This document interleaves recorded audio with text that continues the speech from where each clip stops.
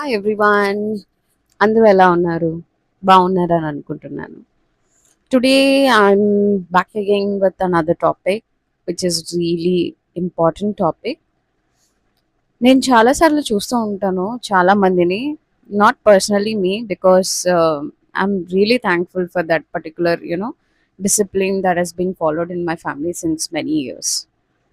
So it can be a friend or మనకు తెలిసిన వాళ్ళు, కానీ ఏమన్నా ఒంట్లో బాగోపోతే, ఫర్ ఎగ్జాంపుల్ డిసెంట్రీ వచ్చినా, లైక్ ఫీవర్ వచ్చినా, కోల్డ్ వచ్చినా, సివియర్ హెడేక్ వచ్చినా సరే, దే అంటే పరిగెత్తుకొని వెళ్ళి మెడికల్ షాప్లో అడిగేసి వాళ్ళు ఏది సజెస్ట్ చేస్తే అది తీసుకొని మీరు వాడేస్తున్నారు.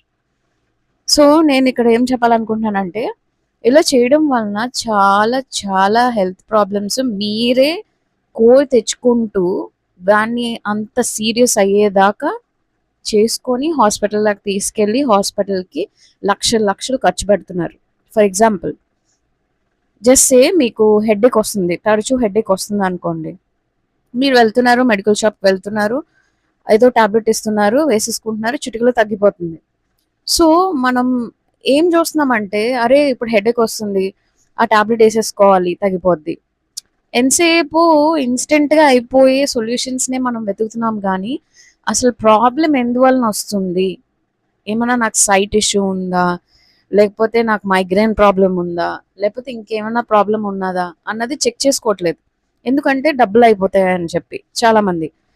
మీరిప్పుడు మీ టోటల్ బాడీ చెకప్ గానీ, లేకపోతే ఇనీషియల్ స్టేజ్‌లోనే మీరు మెడికల్ హెల్త్ ఇష్యూస్ కనుక చెక్ చేసుకోకపోతే, అది సివియర్ అయిపోయాక లక్షలు లక్షలు పెట్టి బాగు చేసినా సరే ఏం ప్రయోజనం ఉండదు.